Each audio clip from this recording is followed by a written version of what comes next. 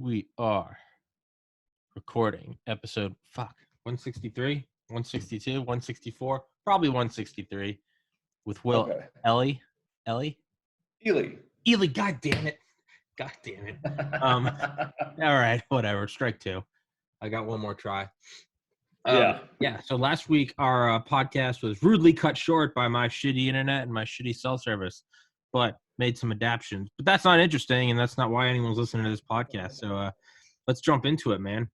Yeah.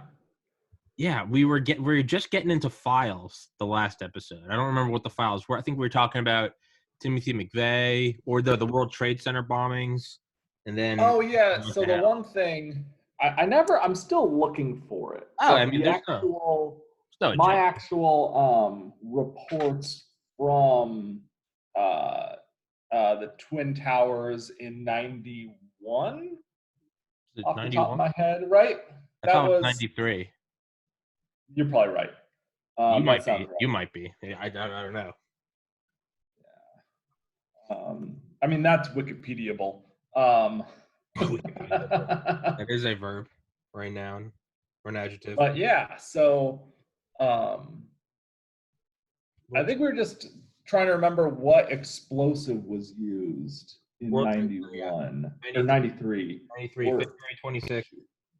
The 1,336 pound urea nitrate hydrogen gas enhanced device. Oh yeah, so urea nitrate, which is another fertilizer-based explosive, very similar to ammonium nitrate. It's just urea nitrate versus ammonium nitrate is a very like get what you can get your hands on type of a thing. Okay.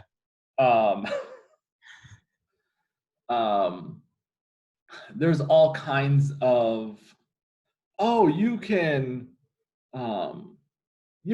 make urea nitrate by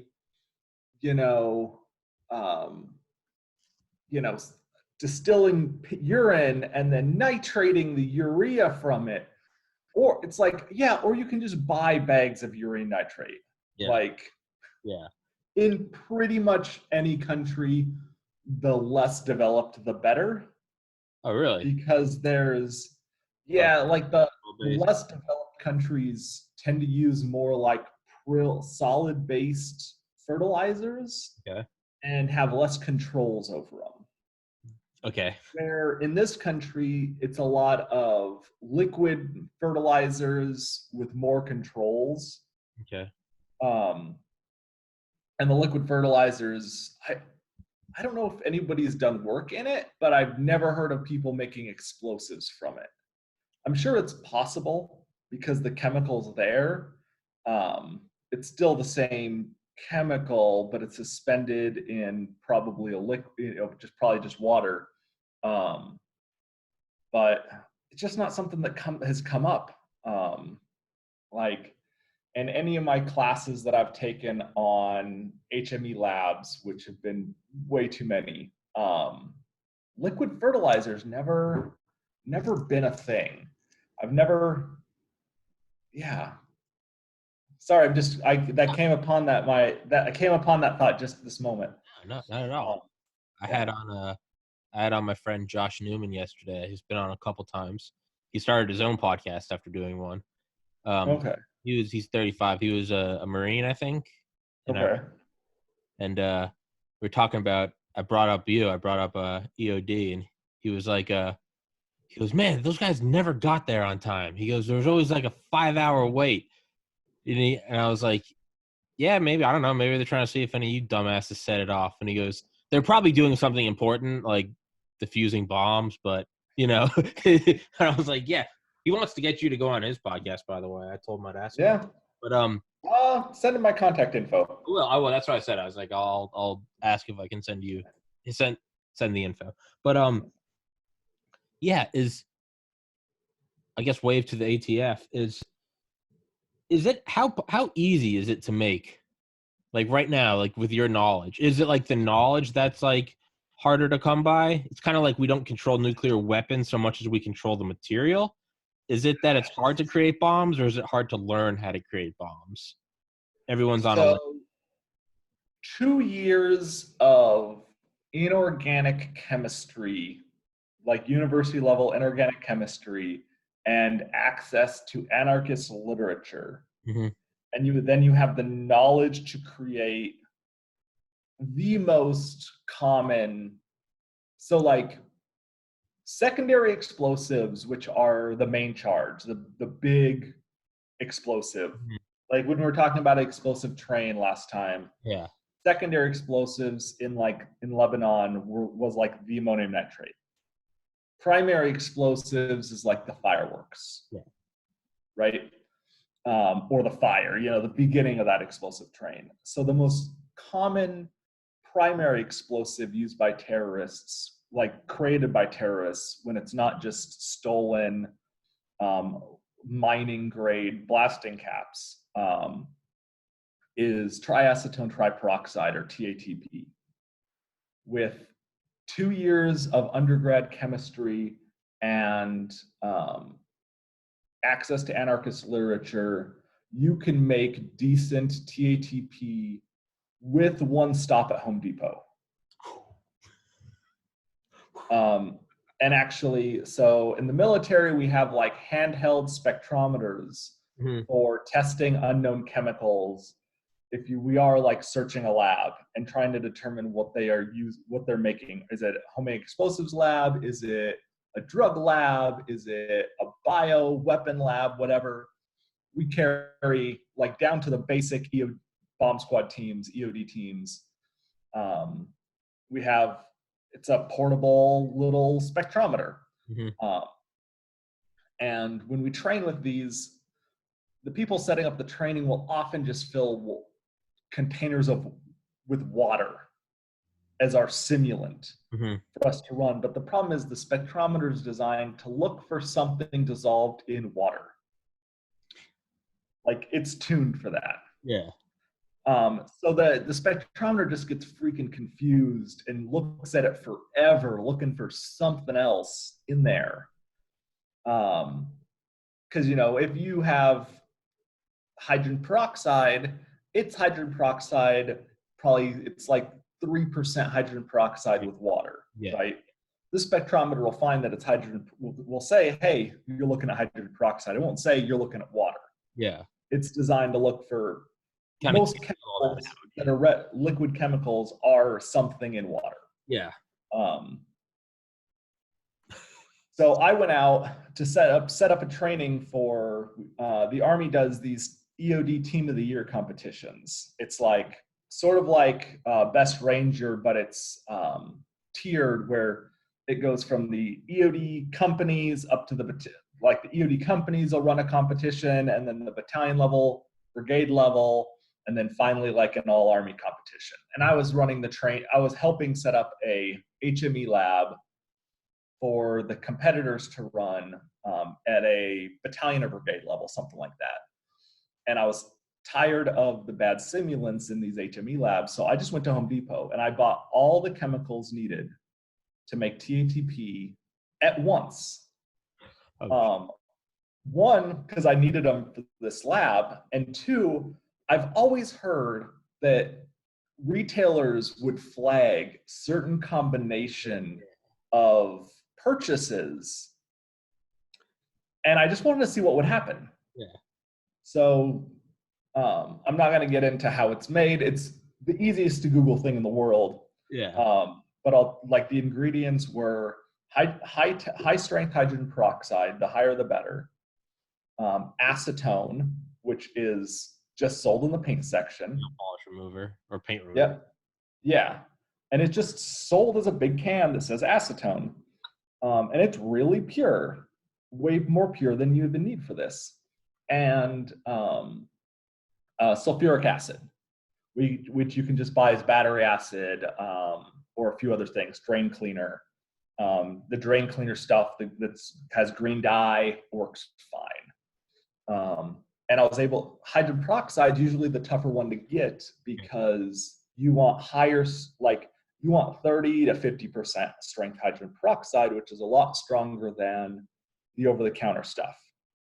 but I found uh, stuff sold to oxygenate your septic system in a gallon jug.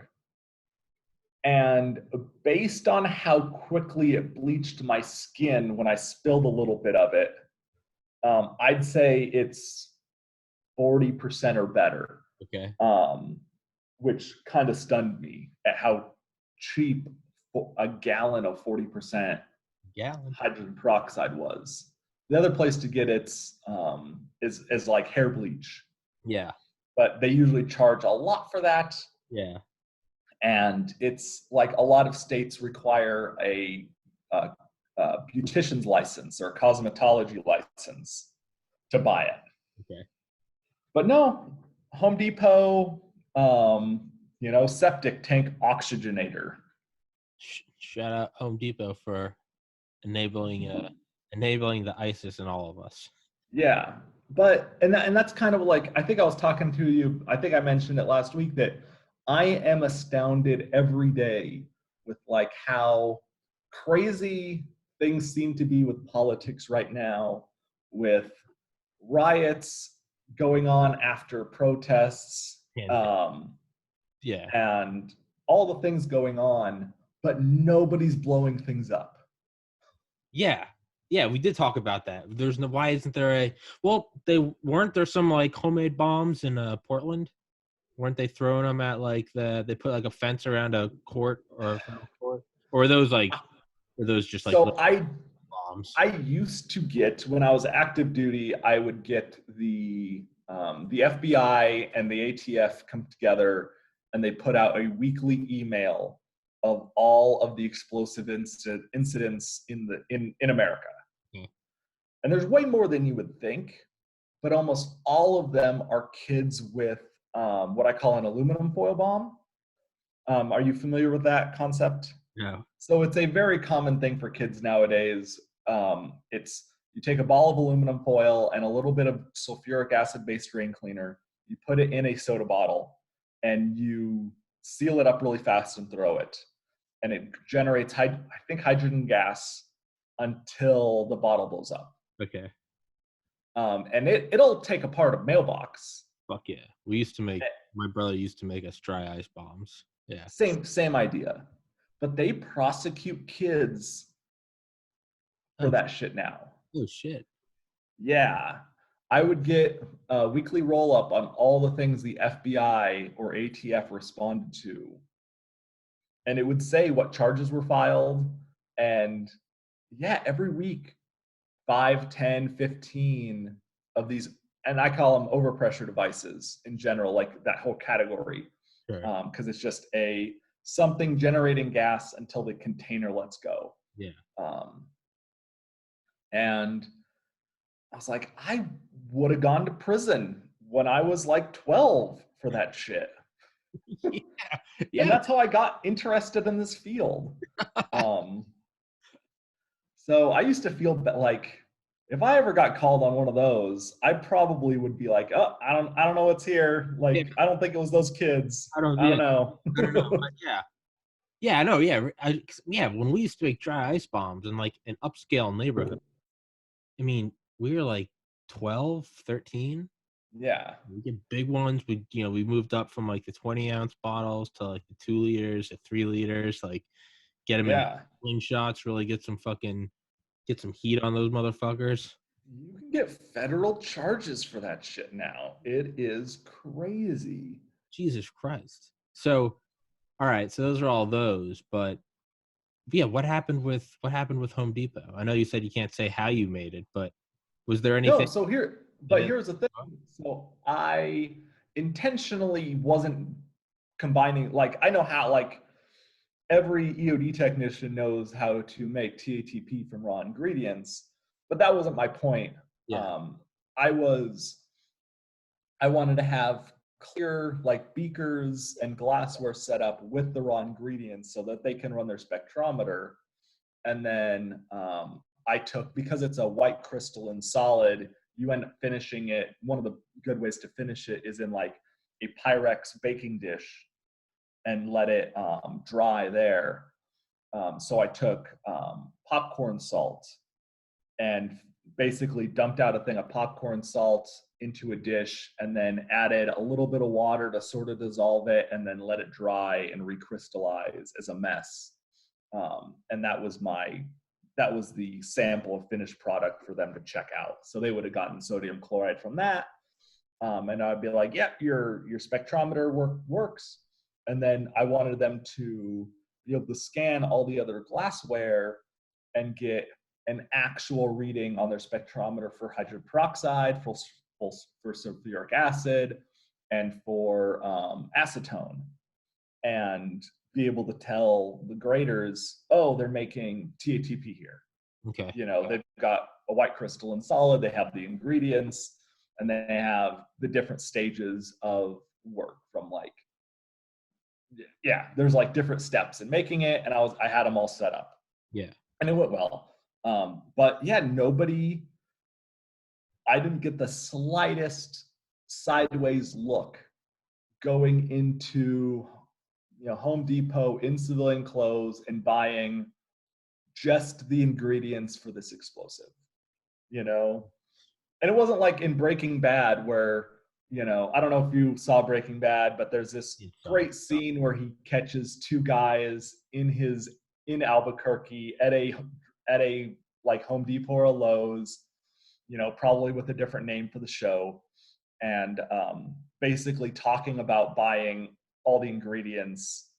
And the main character, you know, basically tells them, you're doing this all wrong. You buy one thing at one store and another thing you don't buy it all together. Yeah. I know. Really.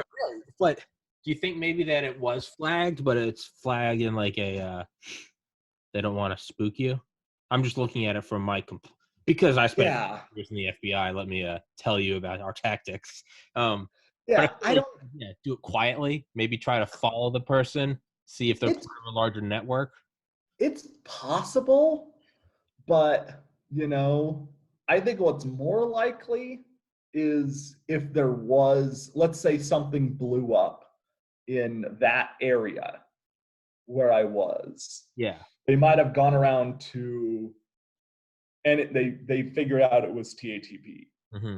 They might then go around to different, like go to Lowe's and go to Home Depot and say, hey, has anybody bought these things? Yeah.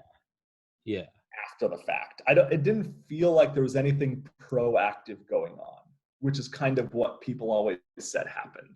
Like that was the rumor that goes around in our field. Yeah. Is that proactive stuff is going on. And my experience in buying it all intentionally was, I don't know. Maybe could still be, but I don't know. Maybe it's a deterrent. Maybe it's the illusion that creates a deterrent. You know, it's like, was it Mike Baker, that former CIA guy that was on Joe Rogan? And he was like, let me tell you this.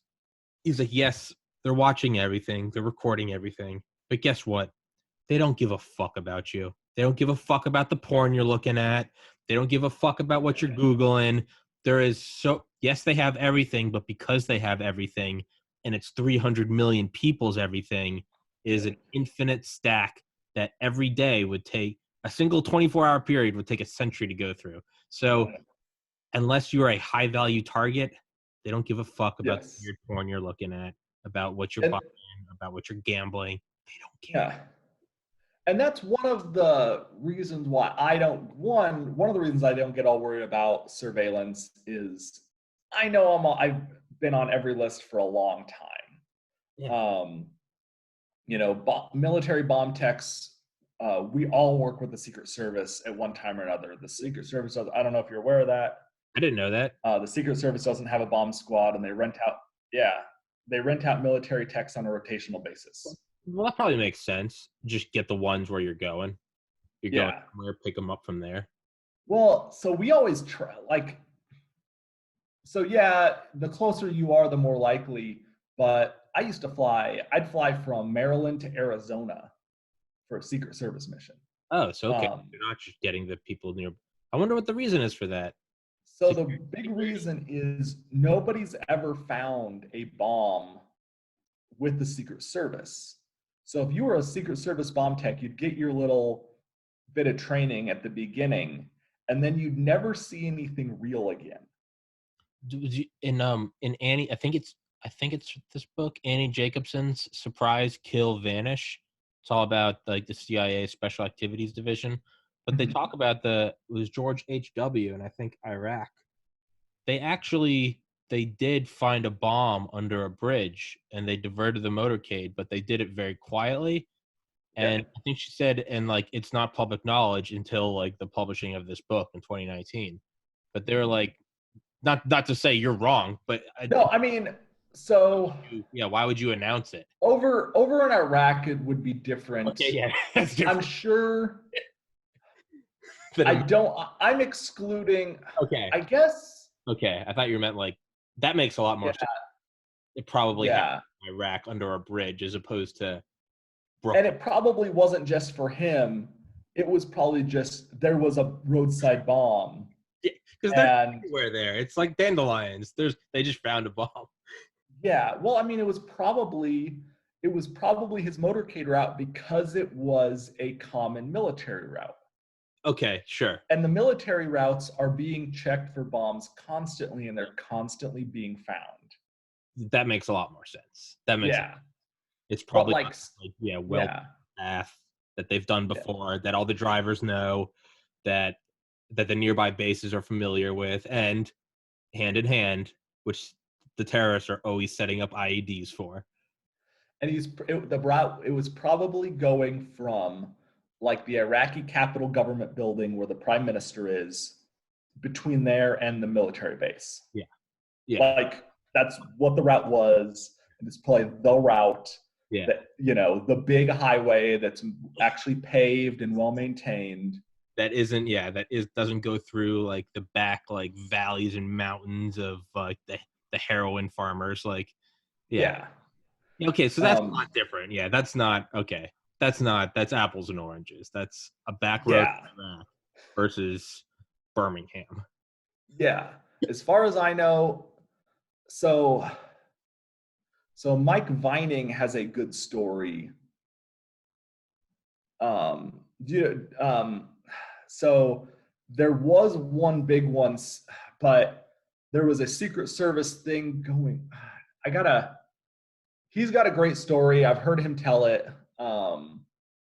I can't. I think it was a Secret Service mission, and stuff started blowing up. And I think he was a team member at the time, and his team leader went in like there was a bunch of bombs going on at once, kind of all over the city.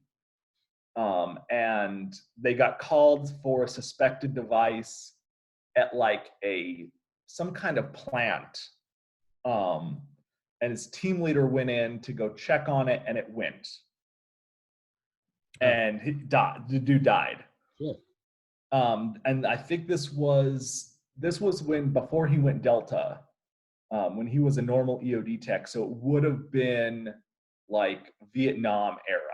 Okay. Um, yeah. Yeah, Mike Vining knows the story. He was freaking there. Okay. But That's nuts. and he's told me it before. But yeah, it was like a really bad day. And like he had to do the post blast on it, as far as like if I remember right. But like that's one of the few, and if I remember right, that was a Secret Service mission. Like he was there on a Secret Service mission, but it was kind of like there were bombs going off all over the city, not necessarily where the protectee was. Okay. And they got called kind of to support because they happened to be. It's like if a bunch of bombs were, if the president was in New York and there were bombs going off around New York City, kind of maybe in protest of the president being there. The Secret Service wouldn't be involved in it otherwise, but these guys got involved because they were the best bomb technicians within the city. Like pretty much wherever a military EOD tech goes, they're the best bomb tech in that city. Mm-hmm. Like, unless there's a really good guy that would happen to be prior military in a local police department, they are all way worse than Sounds the like average military EOD team leader. sounds like a perfect setup for like a Yeah. B rated movie. Yeah. You're And talking like, and about I EOD. am happy to debate with a FBI bomb technician in public or on your podcast about who is better, and Can you but get they won't make that argument. I went to my advanced when I did advanced IEDs, we had an FBI bomb tech in the class, and you know, they don't get the level of training we do. They go through the 6-week course so police departments go through a 6-week course run by the ATF and the FBI. And that's it. Unless their department happens to find some money for some additional training, which like unless you're in LA or New York, it's not going to happen. I think LA and New York are about the only police departments in the country that have full-time bomb squads. Yeah, makes sense. Every other bomb technician in a police department, even up to state police, sheriff's departments, it's an additional duty. Like you're a patrol officer who got sent, who like does additional duty on the bomb squad, just like on the SWAT team, and you get like an extra $200 a month for being on call with the bomb squad. You have your just like with the SWAT team. I feel like we'll give a little background information on yourself real quick. I gotta go piss. I'm sorry. Okay. Drink a lot of water.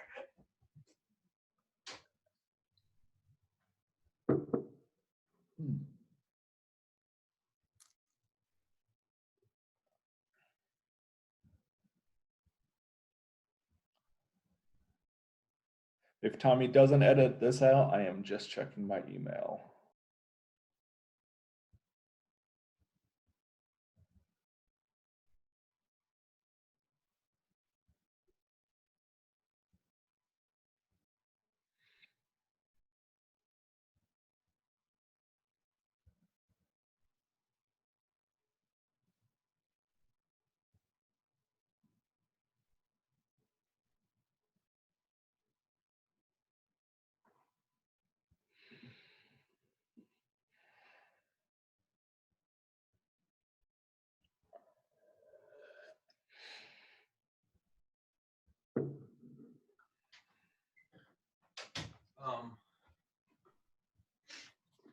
I was thinking, yeah, do you think you could get like an FBI bomb tech?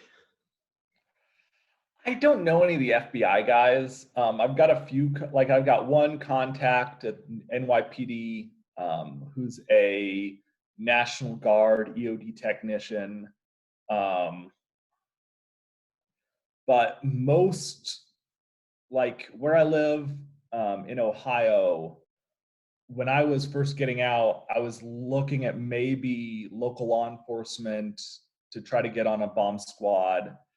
But pretty much anywhere you go outside of like NYPD or so I know NYPD, if a military bomb, from talking to their bomb squad guys, if they know a military bomb tech is applying for the NYPD, the commander of the bomb squad will step in and help direct that person.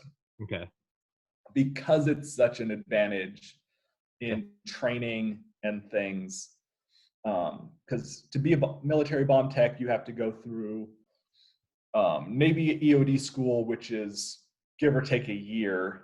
I think it's only about 9 months, but between like getting to the school, it usually takes, like once you get there, it takes maybe a month to start a class, because there's a lot of times a backlog, at least there was when I went through. Mm-hmm. And then before I could start that, the Army has a washout program where you go through like, I think it's 3 months, 9 weeks, a 9-week course, which is like pre-EOD school, just because it's so expensive for the military to send somebody to EOD school. They don't want to send somebody who's just going to go there and fail, or go and be a fuck up. Yeah. So they kind of get you started, look for signs that you're not worth sending, Yeah. fail you early before they pay the Navy a bunch of money to train you. Yeah. Yeah. Um, That makes sense. you know, and then after all that, you're only a basic team member, and you're probably 2 to 4 years from being team leader certified, which is and then at a local police department, they might have 1 or 2 people that have been through the 6-week FBI course, and the rest of them probably have not even been through that, and they just got some training with the couple of people that went through the 6-week course. You know, Yeah. and just if they're gonna blow something up, they have to have like that guy that went through the 6-week course there. Yeah. Everyone else is there to like maintain equipment and help move the robot and drive the robot and help put on the bomb suit. It's you want 1 or 2 people to do that. You don't want to. You're not. I don't think I've ever put on the bomb suit on my own. Like you get dressed. Somebody dresses you. Yeah. Yeah. Do you think that like I feel like Chicago and Atlanta would have bomb squads just because of Chicago O'Hare and Hartsfield Jackson, just like the number 1 and 2 busiest airports in the world. So it's possible. I haven't met anybody. I've never worked in Chicago. I have responded in Atlanta. Yeah. And I don't remember it being like set stuff. But one thing to remember is most ports, like airports, have their own police departments. Okay. And and the TSA at all the major airports have a position called the TSSE. It used to be a bomb appraisal officer, a BAO, but they changed the title to like TSS is like the title for all like the um, like the TSA. It's like technical security something, but the dash E is just explosives. Yeah. And so originally that position you had to be a military bomb tech, had to be a graduate of Naval School Explosive Ordnance Disposal. But when they changed the title to TSSE, they started letting in graduates of the 6-week FBI course. But for the most part, it's still staffed by ex-military bomb techs. And so they're there to make the decision to call the bomb squad, Okay. which at most major airports is just the bomb squad guys for the port police. Okay. That makes sense. Like Cleveland Airport doesn't have it, but like Seattle Port Police, I know at least, I don't know if he's still there, but it used to be a Navy guy that was head of security for the Seattle Port Police, and he was an ex-Navy bomb tech. And like LAPD, the Port of LA, same thing, their own police. Mm-hmm. So a lot of times that stuff's broken up. So you might be right, but all the various different law enforcement agencies that are in big cities kind of reduce the workload as you're thinking of it. Okay. Yeah, I was in LA on November 1st, 2013 for a medical school interview. I flew in the day before and I flew in the next day. But on the day of my interview, November 1st, is the day that some guy walked into LAX and shut up the place. First time a TSA agent was ever killed. Might have been but I remember they brought, because I couldn't get to my hotel. It took me like 8 hours. A 20-minute cab ride from the hotel to the med school was an 8-hour walk back because all the roads were shut down. They called in the bomb squad. I vividly remember you could look up in the sky and there were no planes because they shut down LAX, but there were so many news choppers because it's an international airport. And I couldn't go back to my hotel because like they didn't know what was in a blast radius, and I was like, what the fuck?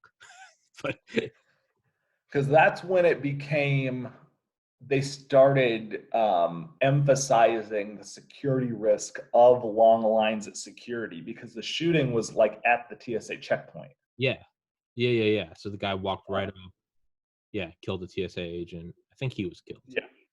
Yeah.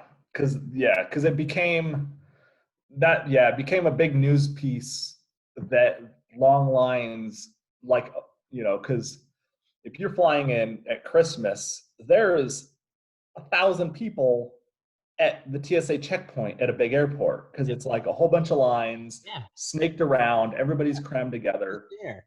Dude, I lived in Atlanta for 15 years, man. Hartsfield Yeah. Jackson, around Thanksgiving, Christmas, flying home to see family.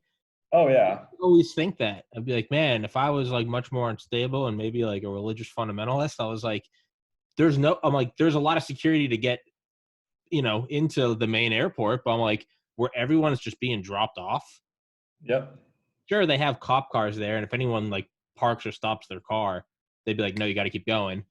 But I was like, man, you just go rent a U-Haul or some shit, or just get a van, pack this fucker up. You don't even need to get close. Oh yeah. I mean, and you can also just do like Columbine style and walk in, like park in the garage with the trench coat on, Yeah, yeah. walk in. Just have to just jump out of a van. I'm in my mind's eye. I'm seeing like where I was dropped off every time. You walk right in there, and yeah, for holidays they put up the like the temporary, almost like the bank teller lines. Yeah, they Yep. make, and it's just like 50. It's literally like 50 rows thick. You'll stand in there for Yep. 2 hours. And Yep. I mean, they walk up and down with like bomb dogs and stuff. And it's mainly around. Yeah, they have like bomb dogs. They just have like a show of force. But if you went in there with like no desire to get out of it alive, yeah, that's another thing. It's like we talked about the lack of car bombs. Yeah. Lack of attacks there just it boggles the mind. Is it There's deterrent? so many soft targets. Yeah. Is it deterrent? And Or is it do we have a good intelligence system? Or is it just do they nip it in the bud? Do they get it while it's still being planned over email and it's less likely that some white yeah. with a college education is going to throw it all away versus Abdul from Oman is here and he doesn't speak English. Well, I mean, look at the Unabomber. Yeah, so yeah, that's true. I mean, Harvard, Ted Kaczynski, dude, he's a brilliant motherfucker. Yeah. Yeah. No, not Ted Kaczynski. Ted Kaczynski was the he was like the technology manifesto guy. Was he? no, wasn't now I'm all confused. Now I'm confused. Let's look it up. Because I thought, wait. Let's see. Hold on. Hey, let me switch back to my internet real quick because Yeah. Ted Kaczynski. Yeah, you're right. Why did that just didn't sound right? Yeah, that's the Unabomber. I don't know why that didn't sound right when you said it. I'm gonna switch to real quick. FYI. And then who was Oklahoma? That was Timothy McVeigh. Hey, I'm gonna switch to my Wi-Fi real quick. My internet's fucking up. Okay. But hopefully you don't drop out. We'll see. Hopefully. Let's see. Stay on. Are we good? Can you hear me? Yep. Did it? We made the surgery. Yep. All right. Yeah. So I know they have decent internet in Ocean City. What's going on here? Well, I live with my parents. Yeah. The internet is they're in their 60s. Internet is not priority number one. If I had my ways, yeah. When I get the podcast going, goddamn right, dude. I'm gonna go somewhere where they have fiber, Google Fiber, or maybe just a satellite connection. Just foot the bill. It's yeah. You got to get on that beta for Starlink. I know, dude. That's what I keep thinking of. I'm like, man, I just need to get on that shit because that's what I want to get. Like as the podcast progresses, like I want to bump up the video resolution, audio quality. I just got to get a killer connection. Yeah, because right now there's so many times where I'm talking to someone and it starts to glitch up, and I'm like, no, God, please, no, not now. Like, it's but yeah, Ted Kaczynski and then Timothy McVeigh. You're right. I mean, they're two like middle class white guys. So I guess there goes my theory of deterrence. Columbine, two white kids. Yeah. Yeah. That's true. Yeah. Yeah. I don't know. Like I said, I don't understand.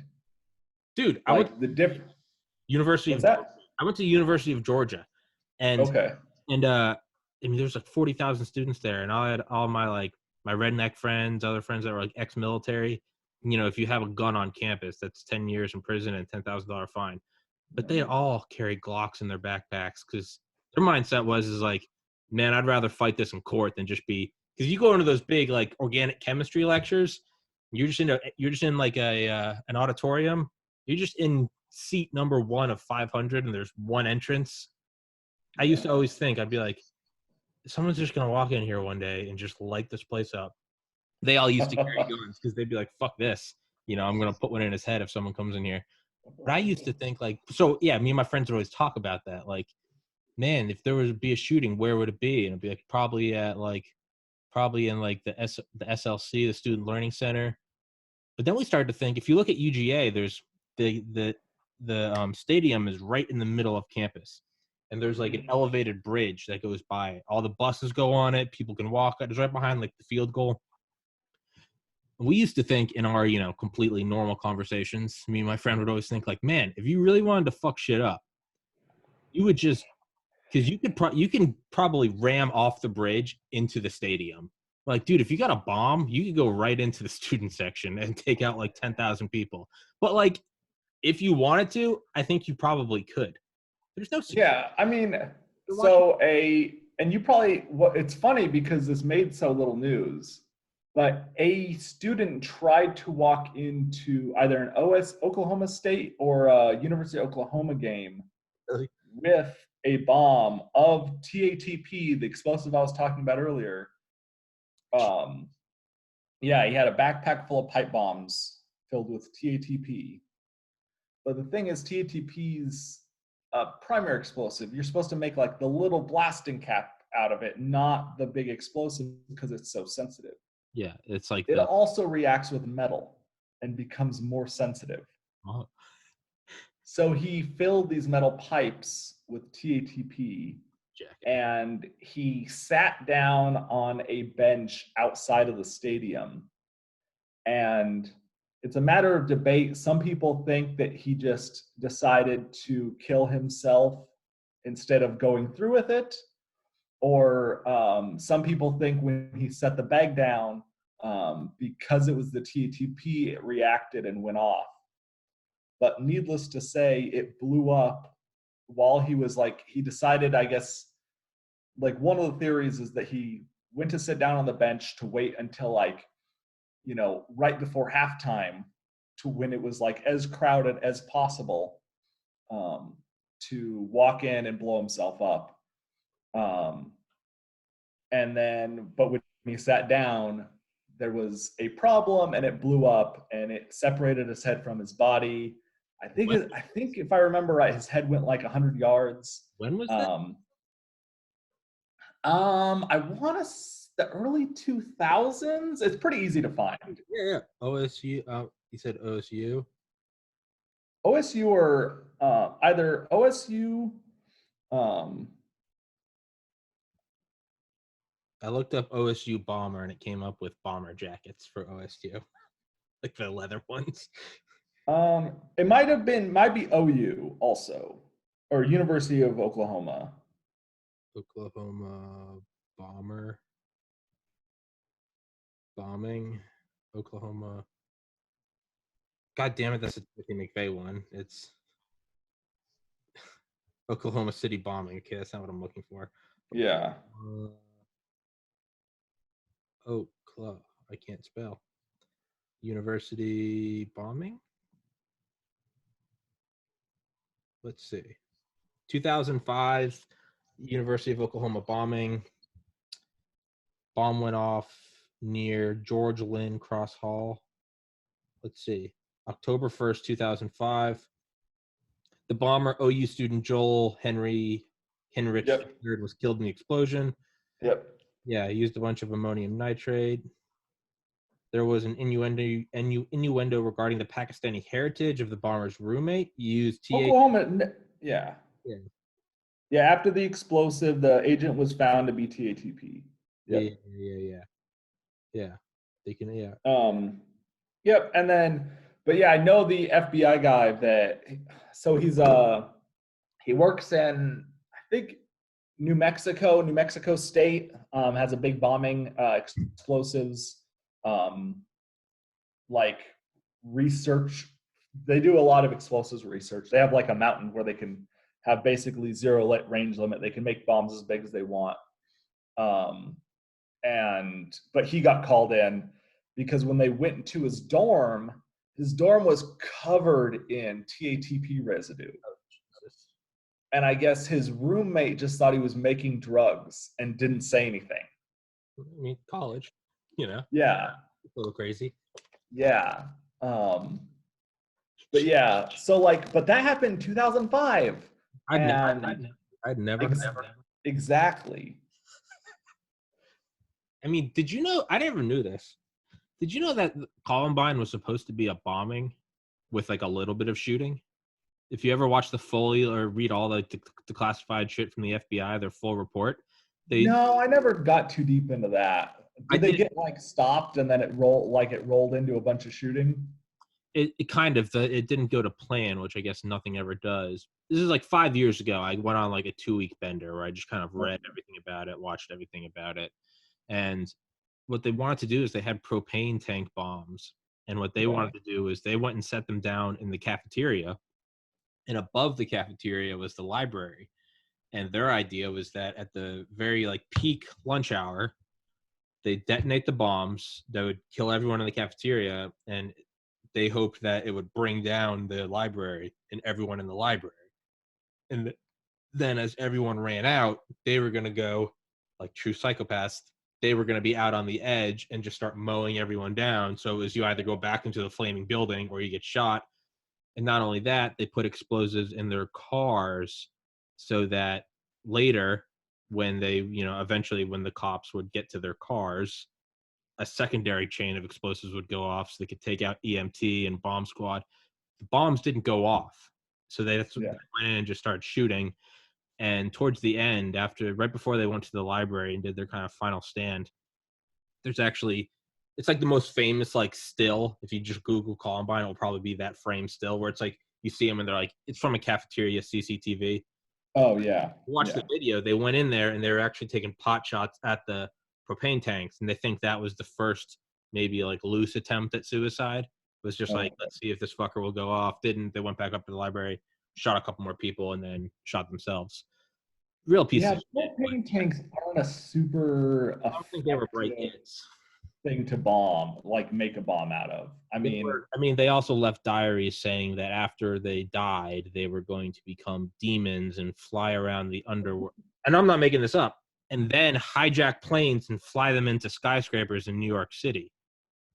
But like, what's crazier, that or thinking that if you kill yourself, there's going to be 72 virgins waiting for you? They're both retarded. There's a lot of people that think that. Yeah. I had on that guy, Dwayne Hughes, who worked at Sandia Laboratory for 38 years. He's like 80. Yeah. And did all sorts of nuclear weapons research.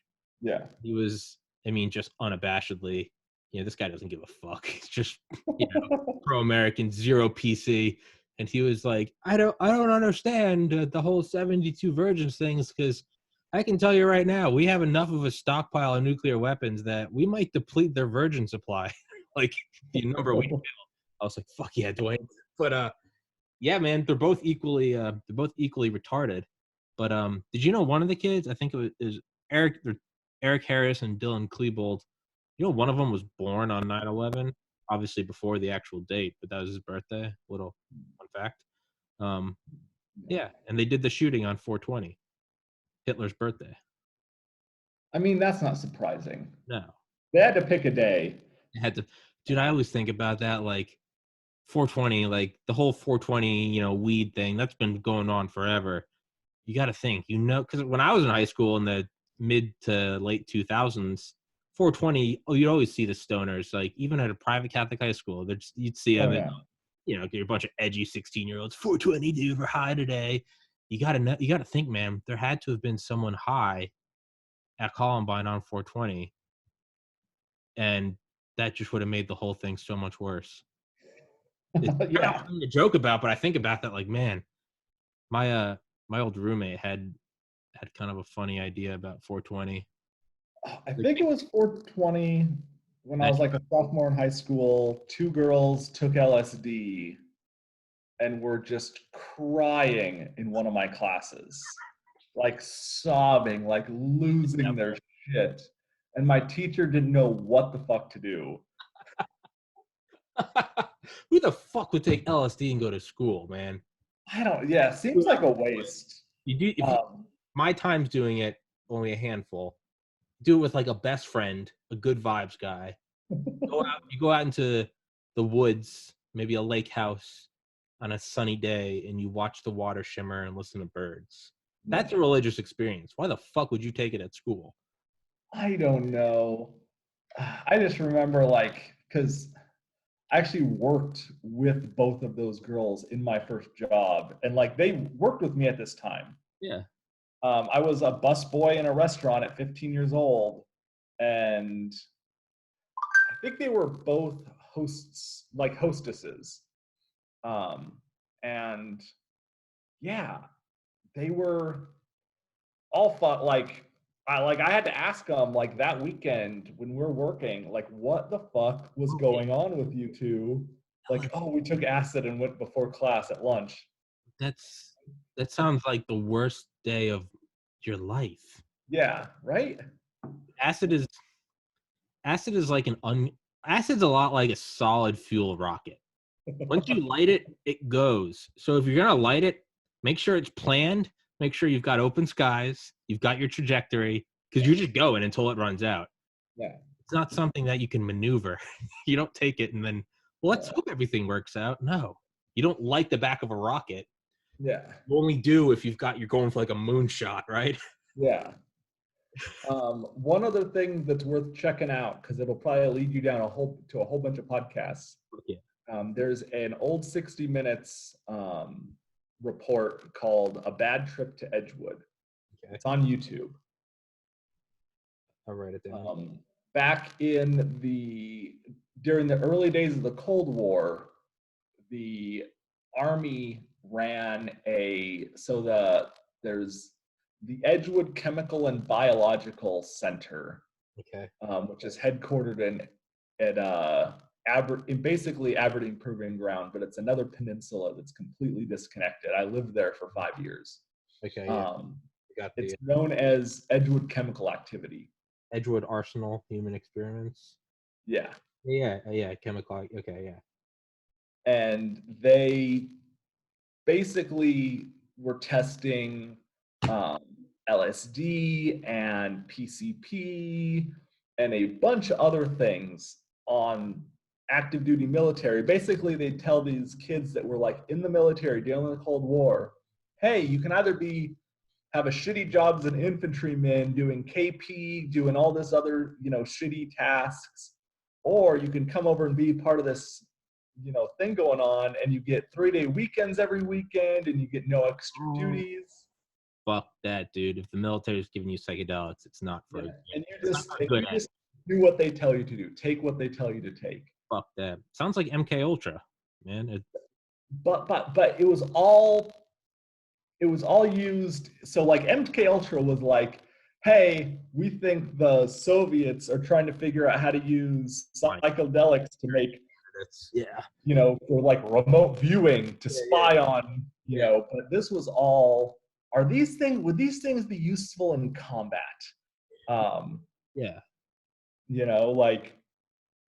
Would these drugs give us super soldiers, or can we weaponize these drugs to fuck up the enemy? It'd be great to fuck up the enemy, man. Imagine spraying some fucking LSD. So there's a chemical agent, what do you call it? Like made for war chemical agents, weaponized. All the weaponized chemical agents have the 2-letter code names. Okay. HD mustard, CG, but then there's a hallucinogen called BZ, Bravo Zeta, okay. Bravo Zulu, and it's weaponized form of essentially LSD. It's LSD that can be delivered by like a bomb. Aerosol. Okay.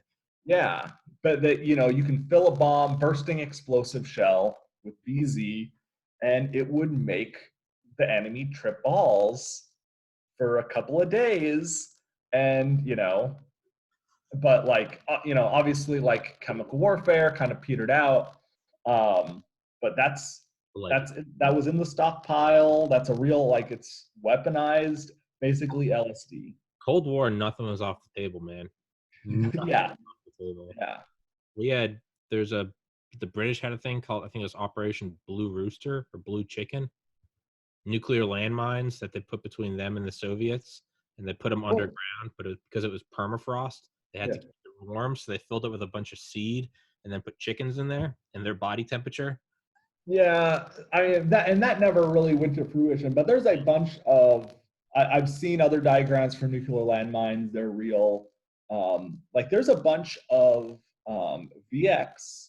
Yeah, Um, yeah, there's a bunch of VX projectiles in Alaska somewhere. We know where they are, Jesus. but we just haven't gotten around to go dig them up because there used to be a artillery site in Alaska that was set up there to shoot VX at like the Soviets as they're coming across. Makes sense. And yeah, but then when they shut down that site, it was like this super remote site, basically just a big artillery piece with with some shells and probably like a cabin for soldiers to stay in like a week at a time. They get dropped off there with a radio. They'd have a radio, and but when they were shutting that down, they just buried all these VX shells and were like, it'll get dealt with later on, and still looking for the money for that shit. Yeah, just keep kicking it down the road. It's Yeah. yeah. Well, so AMU, American Military University in DC, they had a contract to develop chemical weapons in the 40s. Did I tell the story last time? I don't think I did. And when the contract was canceled, then basically out behind the lab, they had this big pit where they just throw stuff they were done with. And this is back when AMU, when it was first opened, was in the middle of the woods. Okay. Now it's like in the suburbs of DC. God damn it. So they just had this pit, and then when they shut down the lab, they basically just bulldozed this lab into the pit. Naturally. And then they sold off the property. Oh, God damn it. God damn it. And in, I want to say 94, the guy who had a house basically on top of it was adding either doing an addition to his house or extending his, I think he was extending his back porch, and pulled up a mustard round. Oh no. And that is still being cleaned up to this day. Jesus Christ. I've been out there a bunch of times. It's pretty hilarious. And for the first almost 20 years, the guy was fighting eminent domain claim for the property. So he was making the government lease the property during the cleanup That's awesome. for like 15 years. That's awesome. What a baller. Right? And then they finally were able to buy it a few years ago and get rid of his house. I respect the But hustle. they were basically just working around his house and leasing the property for the longest time. But at AMU, if any students from AMU are listening to this, if you walk around campus and there's a big lot that looks like it's been under construction for the last 20 years, that's it. Just a bunch of VX gas. Jesus Christ. It's pretty much cleaned up now. But they're still working. There's still little things. That's a lot of old glassware and things. But it's real, like the original hole was really deep. So it's this really slow excavation process. And you'll see guys in like this full chemical gear get up and all this stuff. And it's just a mess. And it's like you can see this fenced in area. It's on the edge of campus at AMU. It's I kind of like the idea of the Nevada test site. That's the site. Obviously, you know what it is. Yeah. Everyone listening, that's what Area 51 is inside of. That's where all of the classified planes get tested. That's where we did all the nukes. But it's the largest single military. Isn't this? I think it's the largest piece of like government-owned land in the world.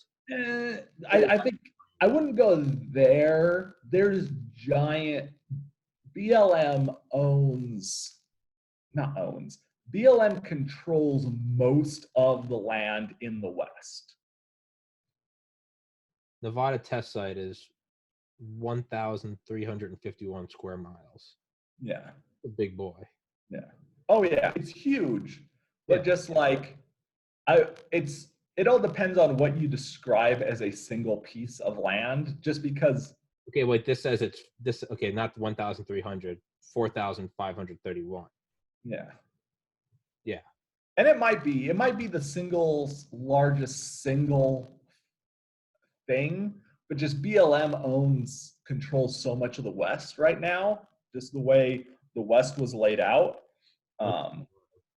What's that? It's BLM. Bureau of Land Management. Okay. So like, because the Bureau of Land Management is like under the Department of the Interior, and then so like all of the national parks are like under BLM. But those are separate parcels of land. Correct. But like there's huge tracts like national forests that aren't national parks. Yeah. Those are controlled by BLM. Huge sections of Utah and Colorado and Wyoming and Nevada and New Mexico are BLM land. And a lot of that's leased to like ranchers. That's what the whole Eamon Bundy thing was about. Because he wanted to graze his cows on BLM land, but not pay the leases for it. Yeah, that's what the Bundy thing was about.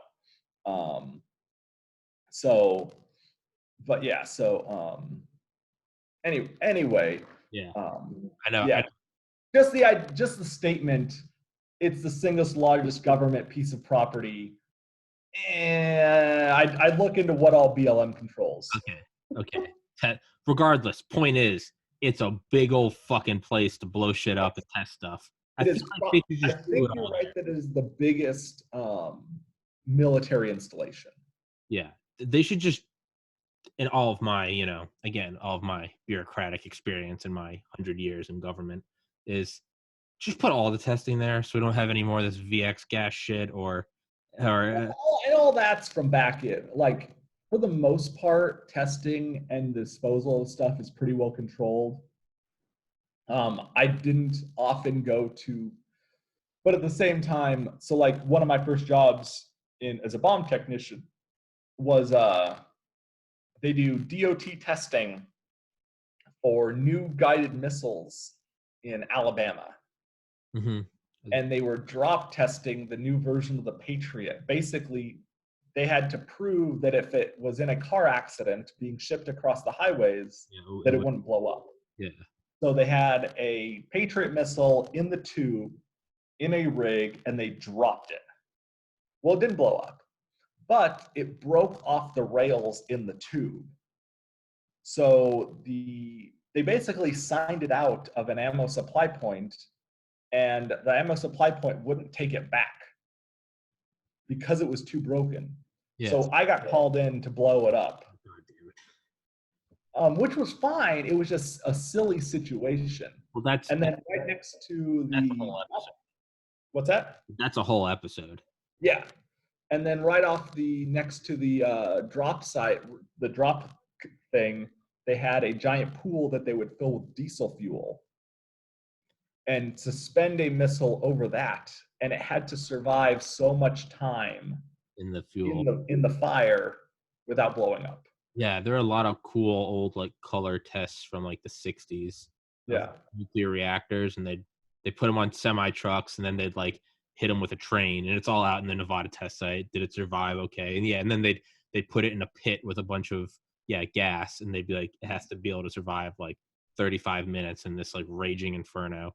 The great one for nuclear tests, safety tests, is the train test, where they have a cask used for transporting nuclear material. Yeah. They run a train into it. Yeah. Yeah. It's the I know we're getting off on the rails. I know we need to wrap this bitch up, but there is a planned. I've talked about it before. The Lockheed Martin, you might like it. Lockheed Martin CL-1201. It was a plan for a flying aircraft carrier that the Pentagon contracted out the proposal to Lockheed Martin in 1969, and it was what is the largest aircraft you could make using today's technology. So 1969, and they came up with a plan that with a plane that would have a wingspan of 1,100 feet. And yeah, it's insane. With a crew of 845, it could carry 22 F4 Phantoms. This thing, it makes the helicarriers from Avengers look like small fry. But yeah, it just seems like such a big target. Like a sea-based aircraft carrier works because it's surrounded by submarines and destroyers. Well, I like the idea of deterrence for this thing was because it had a 1.8 or a 2.8 gigawatt reactor. And their idea was, so if you blow it up, it's a nuclear bomb.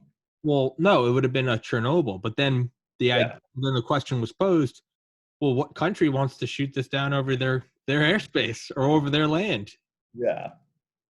Anyway, the testing they did for that, the testing they did for the nuclear reactor was that it had to survive a 600-mile-an-hour crash into a granite cliff face without like breaking.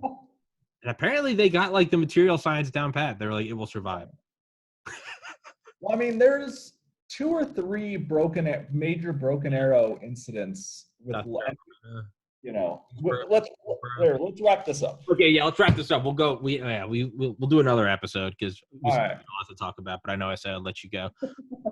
Thanks for doing it, man. And I'll text you. Let's definitely set up another one. All right, yeah, and if your buddy, the Marine guy, wants to, I'll send him. Feel free to send him my contact. I will. Yeah, and fuck yeah, man. Yeah, we need to do another one. Sounds good. I'll talk to you later. All right, brother. Stay safe, buddy.